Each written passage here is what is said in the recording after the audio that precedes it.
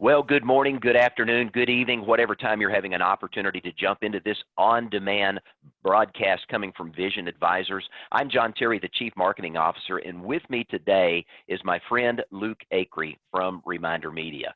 A few weeks back, we actually did an interview with Luke where he had an opportunity to share the value proposition of Reminder Media and what they bring to the marketplace. I wanted to have a conversation with Luke today to really talk about where we're at in the industry today. As we're getting an opportunity to come out of COVID, having an opportunity to really explore how we've got an opportunity to re-engage in our clients in some of the old school ways maybe that we did before. One of the things that we have to remember is that over the last 12 months, consumers that have been locked up, consumers that have not had an opportunity to get out, many of them have changed the way that they're making buying decisions, the way they want to be approached, the way they want to be cultivated as a client.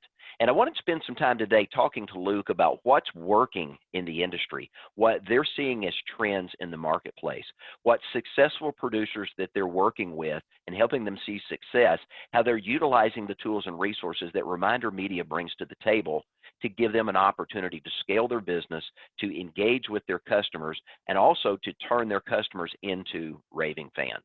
So, Luke, I want to say thanks for joining us. Can you first start off by just kind of giving everybody a quick reminder of who you are, what your organization does, and then let's kind of jump into some Q&A about what's going on in the industry today. Yeah, I love it, John. I appreciate the opportunity, as always, to be here. Appreciate everybody listening to this. Quick refresher of who I am. I've had the privilege over the last really decade to work with about 100,000 small business owners, thousands of them being in the financial services arena, so insurance, financial advisors. And my kind of expertise in my journey is really on this subject of marketing, but specifically if I niche down, relationship marketing. I've sent over 100 million pieces of direct mail, have spent millions on Facebook advertising, have sent over 500 million marketing emails for my clients. And in that, I've learned a lot about what does the consumer respond to, how often do you need to drip on people, what's the psychology, what's the framework that actually gets people to not only use you, but to continue using you, to continue to refer you out. My company is a company called Reminder Media. And what I tell people just in simplicity, like what we do is most businesses have the pain point that they have all these contacts, all these relationships that they're trying to nurture and they're trying to get to become clients and to become raving fans. And where they fall down is they know they're not nurturing that database. They know they're not keeping in touch. Everybody knows that they should be contacting more, they're just not. So that's really where we step in. It's for advisors, for business owners that don't have drip plans, that don't have nurture campaigns, that don't know how to keep in touch. We step in, we provide the highest quality touch points to send your database. We automate them so you don't have to worry about it, meaning we're not going to automate you out of the relationship, but we're going to automate the marketing piece of it. And then most importantly, we give you the blueprint that you then need to follow in order to turn that marketing into ROI for your business. So that's really what we're focused on, is creating that for our advisors. Been doing it now for almost 18 years. It's been a phenomenal ride. Awesome. You know, when I think about Reminder Media, I think about, as you just said, a missing piece of the puzzle when we have an opportunity to look at what the top 5% of the most successful financial advisors are doing that the vast majority of financial advisors fail to do, and that's cultivate relationship. When I have an opportunity to talk to financial advisors on a weekly basis, and I ask them, I said, tell me what your pain point is. For them, it's how do I get in front of another qualified prospect? And it's all about the prospecting element in the consumer sales cycle, which is only the first element. There's 4 elements in the sales cycle for those that may not be familiar with my teaching on that. You go from creating those opportunities to cultivate somebody once they've kind of raised their hand to say, hey, I'm interested in what you have to offer, and then they become a customer the first time. And oftentimes at that point, about 90 to 95% of the sales professionals immediately go back to the top of the sales funnel and to see who can I push back in and try to work my way down to get that one sale. And statistically, 82% of sales professionals never follow up with their client after they've made the first sale. But It's when you look mind-boggling. at Luke and what they do with their team, Reminder Media, that third phase of cultivating that client relationship is so, so important. Because one of the things I know, and Luke, I want you to jump in and talk about your magazine as one of the key pieces you do, is that once you get that initial relationship, that client has solved one money problem. But your clients have more than one money problem. They also have a center of influence of people that they can refer to you that have the same or similar problems. And it costs less money to work that side of the marketing relationship than to go find a new person to try to push them into the sales funnel to work their way down where you can sell them one thing. So Luke, what are some of the things that you are doing so that the marketing pieces that you're using are constantly reminding the client of why they did business with that producer in the first place? Yeah, man, you're so spot on. What I tell the number one killer of business owners is they are transaction focused versus relationship focused. And I understand, I'm a business owner myself. Like John, you understand it.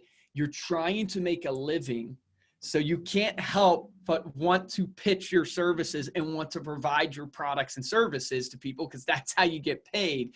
But the real successful people, they realize exactly what you're saying. They realize if I don't focus on the short-term gratification, but I focus on the long-term outcome, the results, though in the moment, will make me a little nervous. In the long term, will build a scalable, repeatable, and what I say is an attractive business. Like most businesses have to be hunting businesses where they're so out there, which is a great stage, and you should have a proactive piece of your business.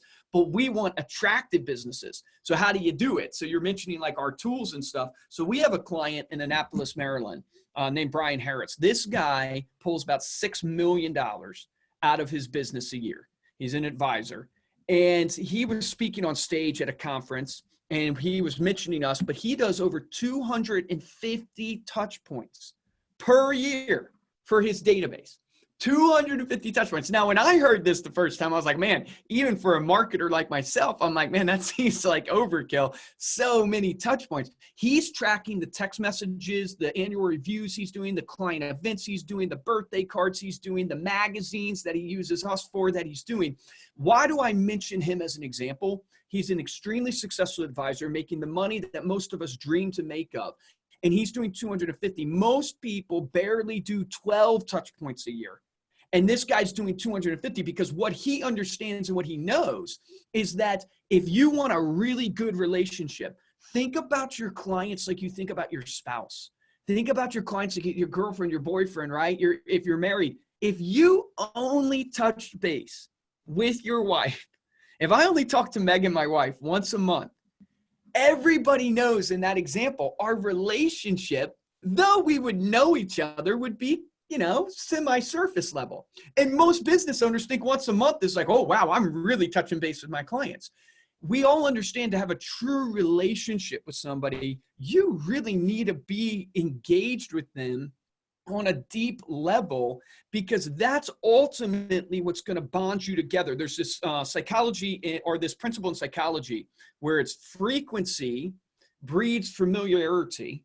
Familiarity breeds this comfort, and comfort leads to the opportunity of trust. The more frequent John and I get together on like podcasts, the more we communicate through email, if we text each other, the more familiar John and I are going to become with each other. It's natural. And if we're familiar with each other, we get comfortable. Like, remember when you meet someone for the first time, you don't have very much comfort with them, right? But the more you meet them, the more comfortable you become. And ultimately, if you get into a stage of comfort, then you can build this trust where people really see you as a key person that they depend on, that they rely on. So the way we do this, and just some of the ideas, John mentioned our magazine. So our whole concept is when I go into a business and I look at an advisor's business and I look at what they're doing for drip marketing, the touch points they're doing, what I find is that 98% of the time, everything they send has a me focus. Everything they send has a product focus. What do I mean by that? It's here's what's happening in the market. Here's products and services I can offer for you. Here's what I'm doing with your portfolio. Here's some accolades that just recently happened. Here's my thoughts. It's all me, me, me. And you need a portion of that in your drip marketing. You want to brand yourself as you're an expert in what you do. But most of us fall down. And the reason we don't get referrals is because we don't do marketing that's client focused. A great tip I heard from a gentleman at SEI, he said most people segment their database based upon what they want from their database. Imagine segmenting your database, your A list, your B list, your C list, based upon what your clients want from you. So you think of their likes and interest in what you send them. So our magazine had that thought process in mind, is we wanted to create a piece that you could send your clients that was not financial at all. That was not about you promoting just yourself or you promoting any products. It was truly about, I want to give a gift, something nice to my relationships, so they see me as someone that wants to invest in them, that allows me to get to know them. So we created, the best way to do it was to create a 48-page lifestyle-based magazine. Things about travel, art, food, things that people would engage with, even things like tech, health tips, recipes. And what we do is we put this together and then we brand it strategically to the advisor. And what's happened over the last couple of decades of doing this that has really blown my mind is that when you actually market to somebody with something that's of value, what happens is they don't toss it. It creates what I call as impact. When you do something nice for somebody, it's impactful to them, and it triggers what's called the norm of reciprocity. And what they want to naturally do is they want to reciprocate back. And usually how they reciprocate is, John, just got your magazine, man, really like it. And they send you a text message, or they post on social, or they give you a phone call. And here's the beautiful part where it ties to ROI for advisors, is now you get to call John up and you get to have a conversation with John, your client, that is so different than a normal conversation that you have based upon his stock portfolio or based upon some transactional piece you're doing. It's totally based upon just life. And you get to find out what he's interested. Is John interested in travel? Is he interested in art? Is he interested in food? And it allows you to get to know John more. And our advisors who really take it to the next level, they use this type of touch point, this relational touch point, to really touch base with the people they never talk to in the home. So maybe you always talk to Luke, but you never talk to my wife, Megan. It is a perfect opportunity to pick up the phone, because you're just giving something of a gift, to pick up the phone and call the people you never talk to. Hey, Megan, was thinking about you. I sent you a gift, American Lifestyle Magazine. Wanted to make sure you got it. I don't know if you got a chance or not to check it out, but there's this great article on page 7 about traveling, out to the Rockies. I thought you might like it. I hope you and Luke are doing well. All of a sudden, you get to engage with a client that you're never talking to solidify that relationship, which will ultimately be the difference maker when the market turns, because it's been a hot market for a long time. When the market turns, they actually see you more as a relationship than just a transactional advisor. Luke, that is so powerful in what you're saying there. I was recently with one of my mentors, Dan Kennedy, who's everybody that's in the marketing business knows he's kind of the godfather of direct response marketing. And I love the fact that this guy's touching his clients 250 times a year. Dan was asked, how much is too much? And he says, when they opt out of any future communique with you, he said, the problem is most of us under communicate. Yeah, we're not even close. Yeah, and we don't over communicate with our client. But if you're trying to build relationship, and I was talking to a producer just last week who has been very transactional, and as we teach this attractional advisor model that we do here at Vision, it was something new and different.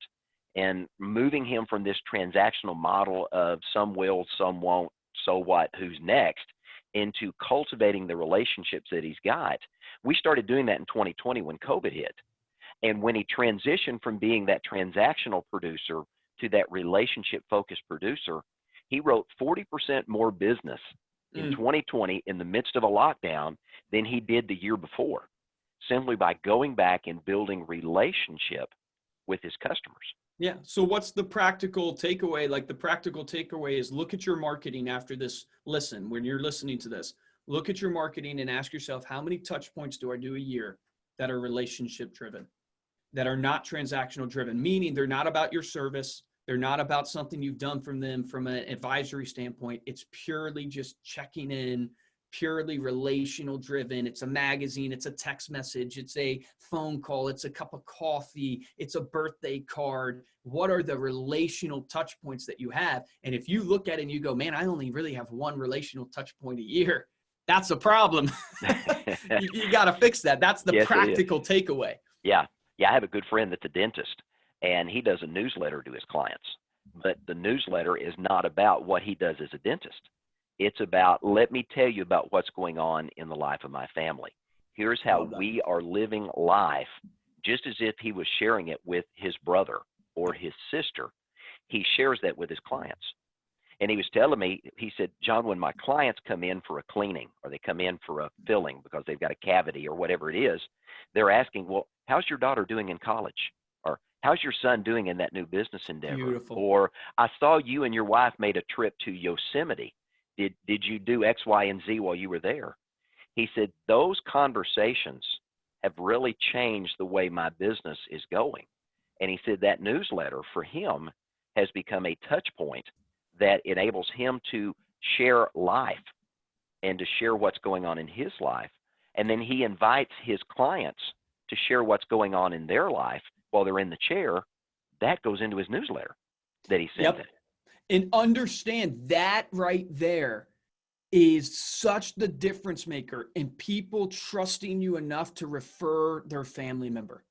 Because when they feel they know you, they know that you have kids, they know that you go to church, they know that you love to travel, whatever it is. These might seem corny at first. It is the difference maker in the trust to go, I'm not just referring my brother to John, the advisor. I'm referring my brother to John, the human being that I feel like I know what he believes in. I know what he does. I know he's a family man. You have to look for strategic ways. Like my grandfather was a missionary. And my dad's a pastor, right? So all growing up, we supported missionaries and all this stuff. Missionaries will write a letter monthly, right? Because they're fundraising and they're doing this stuff, but they always update on their family. They always update on what's going on in their life because you want to feel connected to the people that you support. If you're just transactional, if it's just a transactional thing, well, that's all it's going to be. And when the market turns, when things go awry, when I'm not comfortable, I just move on. It's transactional. I can wash my hands of it. There's no emotional connection. There's no tie. When there is a tie of emotion, when there's a tie of like real, true, I know you, then it's more, I'm not really like my advisor. If I were to leave Matt, my advisor, it's a real personal thing because I know Matt now. Like my wife and his wife are friends. We go out all the time. So that would be a hard thing for me to do, to leave Matt just because of those relationships that he's built and tied in. And so he's not going to get that ACAT, that accounts transfer from me if the market takes a dip because I know Matt. Yeah. And if you don't think relational marketing works, let me share a personal story that I do just to give you the power of relational marketing. One of the things I wanted to do after I had recently an opportunity to spend some time with Dan and a couple of other individuals talking about relationship marketing, I thought I'm going to try something different and unique on Facebook. And so I have a German Shepherd. He and I share the same birthday. We were both born on April the 16th, and he just turned 2 years old. Well, starting about 6 months ago, my German Shepherd started hijacking my Facebook page. And as I would take pictures when we'd go hiking or we'd go do an event, he would take over my Facebook page and he would write a post, or I would write it for him, as if the dog is sharing what it's like to live life with humans.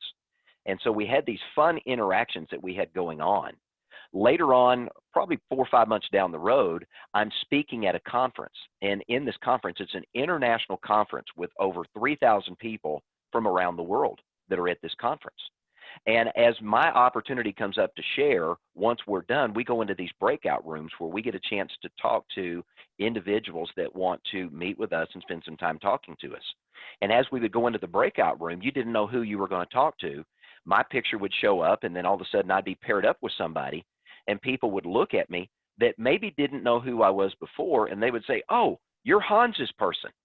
Now, these are people from Africa, from Europe, from the Far East, from India, from other parts of the world that recognized me because I was sharing an intimate part of my life And that's the hiking and the adventures that I have with my daughters who are still at home, and my dog and my daughter's dog, as we're out just doing life.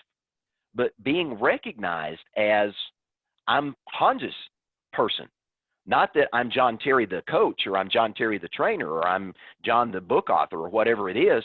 I was Hans's person.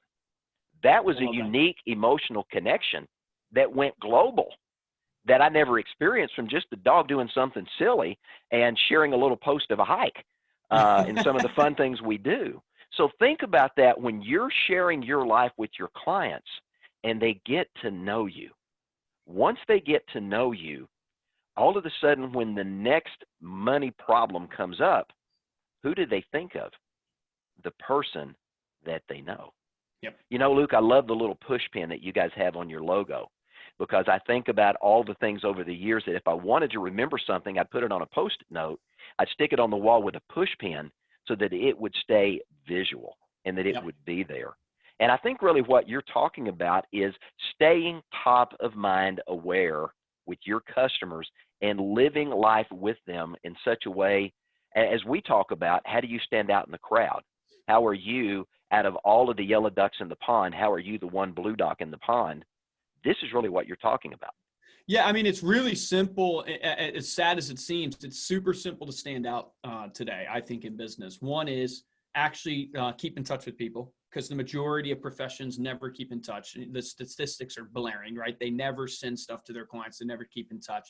So I think doing that is an easy way to stand out.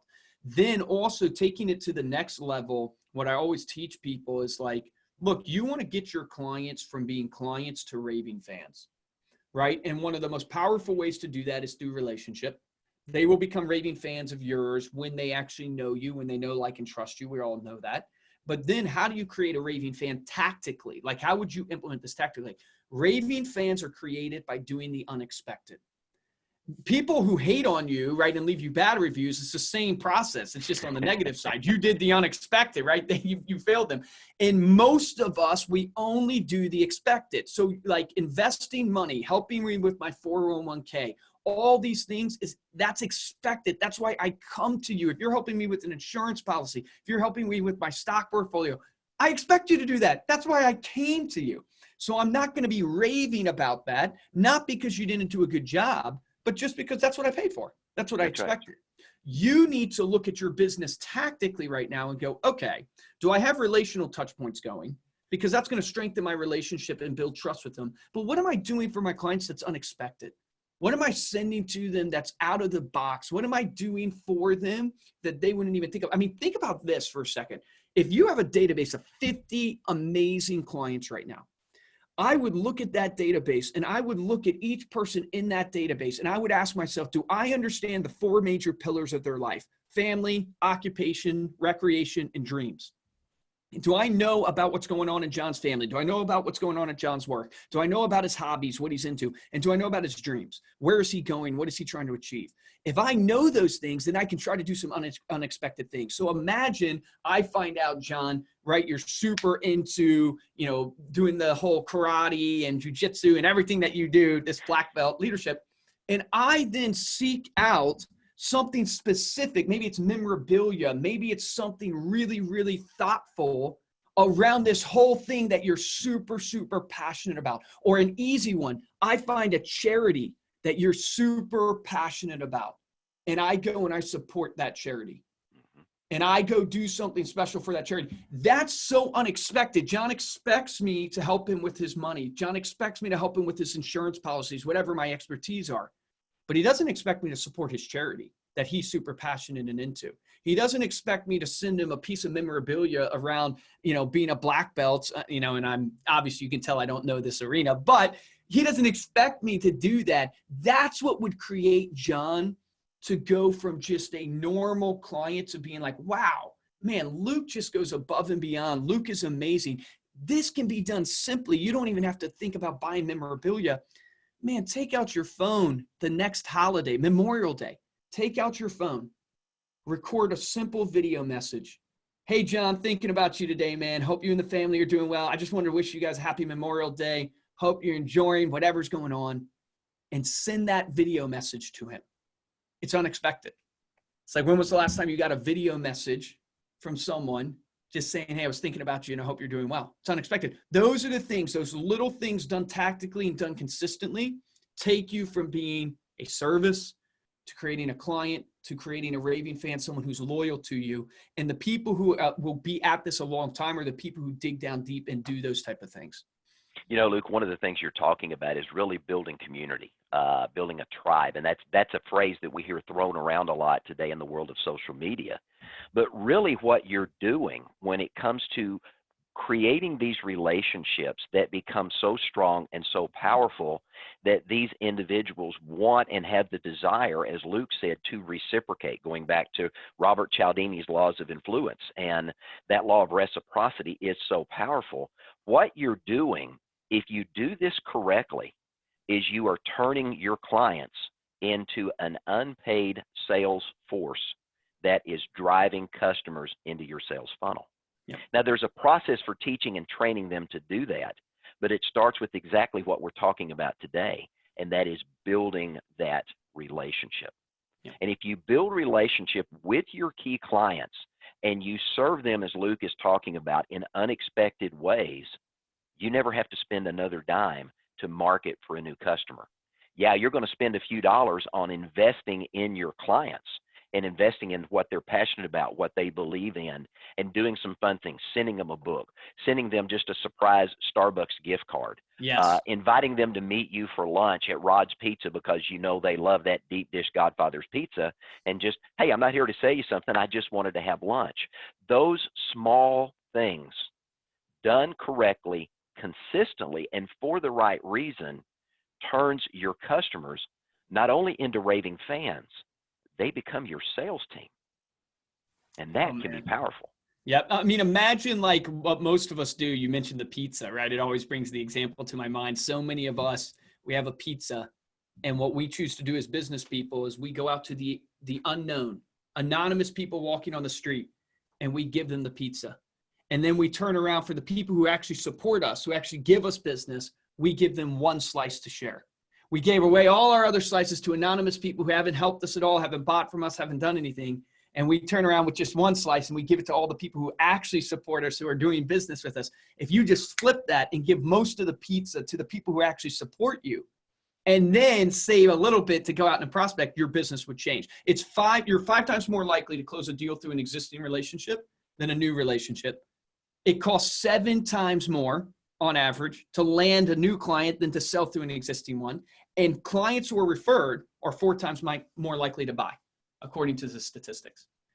So all the stats point to it, but it's hard because it's not instant gratification. Like when you're sending someone a Starbucks card, there's no immediate return. That's the problem with it. It's like when you take someone out for a cup of coffee, there's no immediate return. And as a business person, you're thinking, oh my gosh, I got to get ROI. I got to get a lead. And that's the problem. But if we just slow down for a second and invest, I promise you, if you do those things consistently, all the stats show that that's where the business comes from. Yeah. You know, I'm reading a book, Luke, that was written in 1921, 100 years ago, called Scientific Advertising. It's a little 93-page book I love that was written by the individual. Matter of fact, I'll send you a copy of it, Luke. That'll be my gift to you when we hang up today. I'll send you a copy of that book. But it's interesting in the concepts that he talks about is that building relationship turns out to be the lowest cost acquisition of a customer than anything else that we can do. Now, this is a concept that was taught, think about that, 100 years ago. And this book was written by an individual that had studied up to this point really what had been kind of a hodgepodge of advertising and people trying to figure out what worked. He sat down and he said, let's quantify what works by measuring what works and what doesn't. And what they found was building relationship had one of the lowest cost, if not the lowest cost of ROI of any other type of marketing that's out there. Exactly what you're talking about. It's so crazy. But you think about it in terms of like, here's the best thing I've ever done in my business for my marketing and for leading my own business, right? So is always put yourself in the shoes of the person you're serving, the person you're actually talking to, whether it's an employee, whether it's a client. Like, put yourself in the shoes. So when it comes to marketing, think about it. You buy things. You are a user of things too. So put yourself in the shoes and you think about it this way. You go, think about it just from the standpoint of, are you going to buy from someone you trust and you know? Or are you going to buy from an anonymous person? Who are you more likely to buy from? And everybody goes, well, of course I'm more likely to buy from someone I trust and know. And then you have to break that down tactically. That's what I do as a marketer. Well, what influences your trust, right? Well, one of the things that influences my trust is reviews, right? If I go to Amazon, am I going to buy the product that has 1,200 5-star reviews or the product that's just like it with 3 reviews? I'm going to buy the 1,200, right? So that's a tactical marketing thing. Wow, I should get reviews from the people who know, like, and trust me, and I should try to make sure I use that as a thing of influence, right? So you can put through, like, if you think about yourself in the way you purchase, you're a human yourself, and everybody has their little intricacies, but most of us are very similar. And you should think about that in terms of, what do I want out of a business professional? What would it mean to me to get a happy birthday text message from somebody? It actually, no matter how many I get, like if you're on Facebook, even though everybody's just commenting happy birthday because they got the notification on LinkedIn or they got the notification on Facebook, I still appreciate it. And guess who I appreciate more? I appreciate the people who actually wrote something actual personal. Not just saying happy birthday, right? Yeah. Those are the little things. Put yourself in the consumer's shoes. Yep. And that's how you change your marketing. You take your business to the next level, because now it's not about just a process or a tactic. It's about, well, this is what I would want to experience if I was the one going through this process. So I'm going to do this for my client.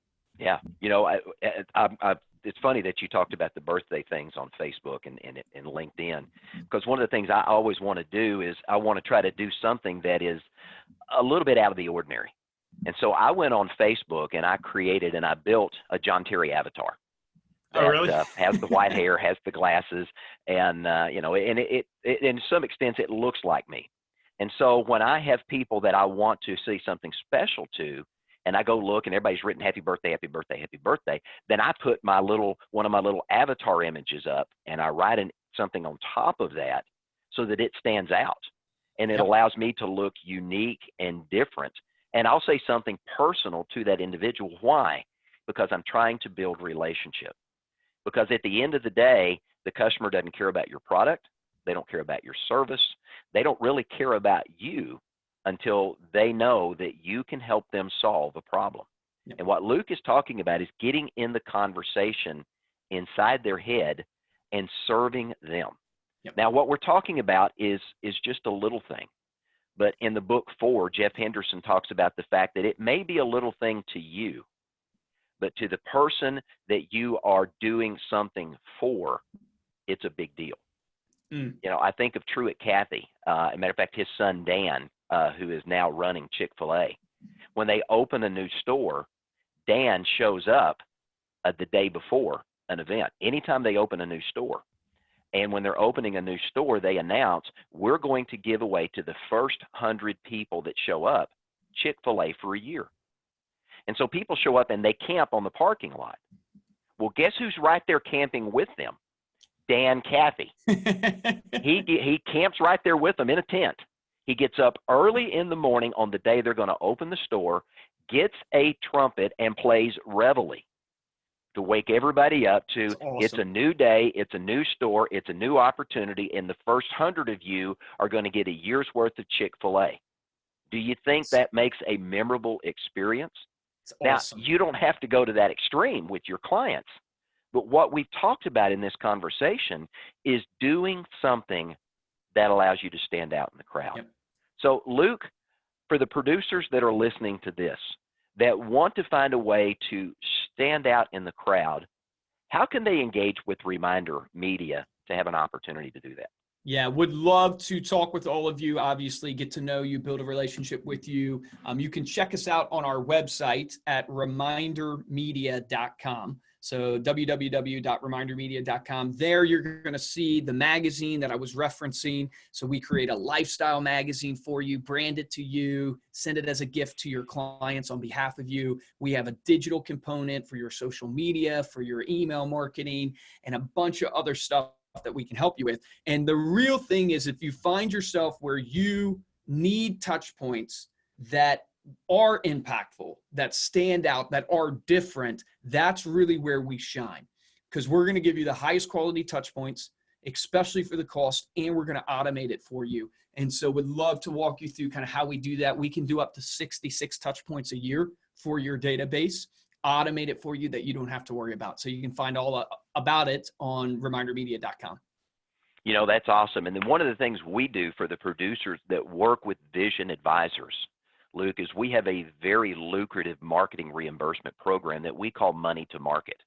And so as producers do business with Vision Advisors, we look at their production and then we create a marketing reimbursement account that we fund with our own dollars. And the producers that work with us have an opportunity to use those dollars to be reimbursed for working with an organization like yours. And we've got producers that use that and they literally have their marketing paid for.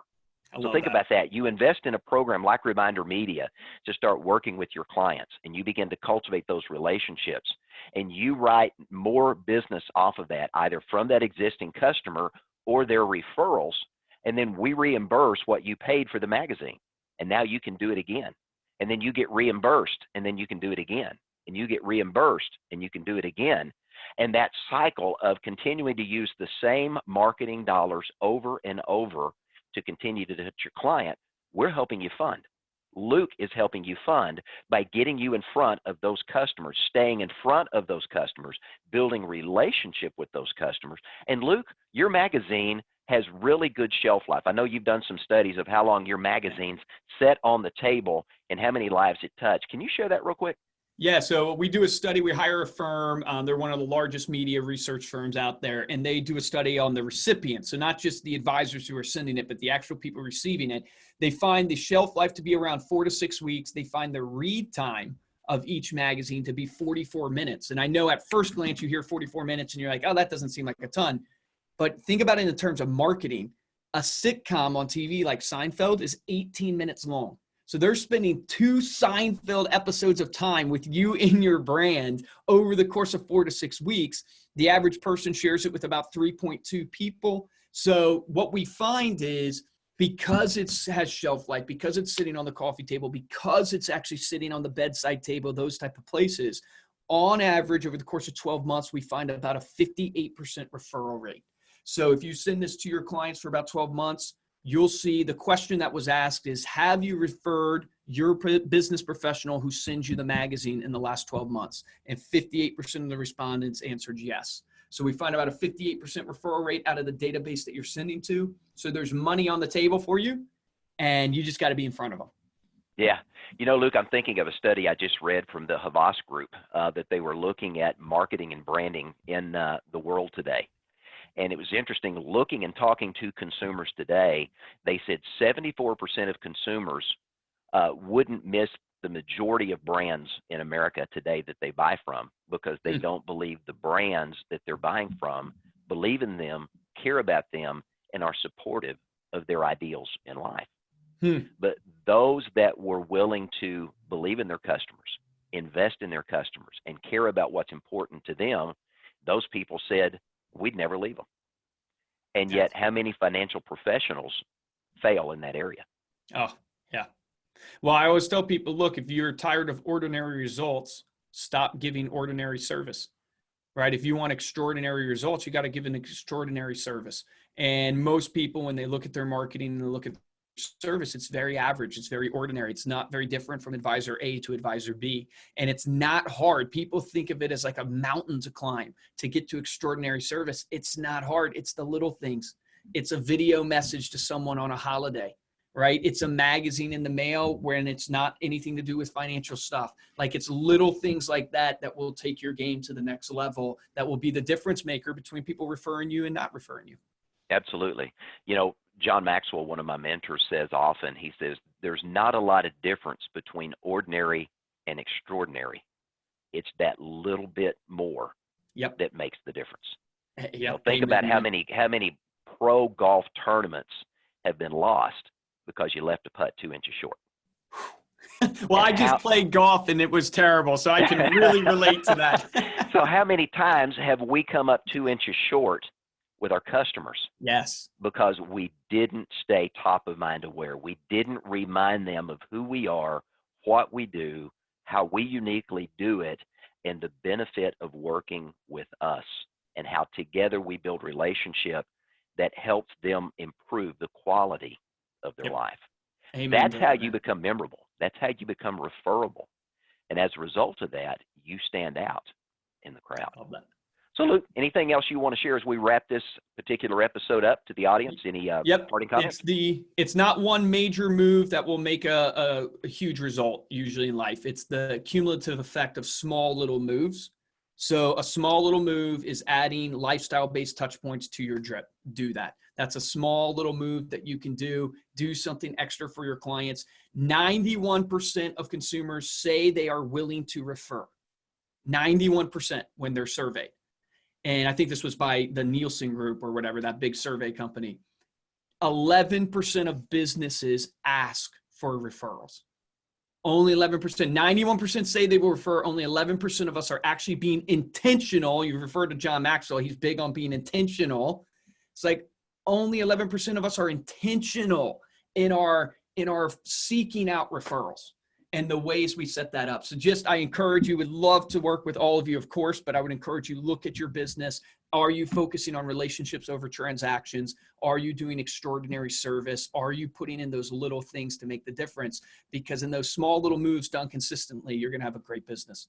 Absolutely. Well, Luke, I want to say thank you for taking some time to dialogue and just really share from your heart what's going on in the industry today. You have shared, to use your phrase, a number of gold nuggets today. And Thank the you. producers that watch this that didn't catch those gold nuggets need to go back and watch this again. Now, again, to get a hold of Luke and his team, it's remindermedia.com. And an easy way to make this connection work well, reach out to us here at Vision Advisors. We would love to connect you with Andrew, who is a phenomenal guy up there that we work with, goes above and beyond. And Andrew's one of those extraordinary guys that I got a call from him the other day, just, hey, I thought about you. I wanted to see how you're doing, not trying to pitch you or sell you anything. I just wanted to check on you. And I so appreciated that. I went home and I told my wife, I said, guess who I got a call from today? She says, who? I said, Andrew. Who's Andrew? And so I began to tell her the story of Reminder Media. And she's like, that's the coolest thing I've ever heard. I didn't know they did that. And so I brought her a copy of the magazine home because I had a couple of samples here at the office and showed it to her. And she's like, man, this is a phenomenal magazine. How do I get this? So she absolutely loved it. So there's a unique opportunity in real application to do that. But reach out to us here at Vision Advisors. We'll connect you with Andrew and his team. They can get you in touch with the appropriate folks at Reminder Media. We'll also talk with you about our Money to Market program and how you can utilize that and how your production pays here at Vision to give you an opportunity to allow us to pay for your marketing to help you get in front of qualified prospects. And by the way, when you come to us and you ask us about that, also ask us, if you haven't had an opportunity to go through it yet, to go through our Attractional Advisor training model, where we go into depth in 8 hours of training to do the things that Luke and I talked about today in transitioning from being that transactional broker to becoming that relationship-focused advisor that has the opportunity to scale their business in a way they've never scaled it before. We'd welcome an opportunity to do that. You can reach us at visionadvisorsinc.com. And while you're there, you can scroll to the bottom of the homepage, and you'll see all of our business consultants there. You can click on anybody's calendar, schedule time that works for you to meet with us, have a conversation about what's working, what's not, how we can help you, and how we can get you in touch with the folks at Reminder Media to get you set up using their touch points to keep you in front of a qualified prospect. So, Luke, thank you again for joining us. I'll let you sign off, and then we'll wrap this up. Awesome. Yeah, thank you, everyone. Looking forward to talking to you, getting to know you. I appreciate it. And, John, always appreciate it. It's a pleasure, man. Absolutely. So, ladies and gentlemen, thanks for joining us. I'm John Terry, Chief Marketing Officer at Vision Advisors. Have a great day.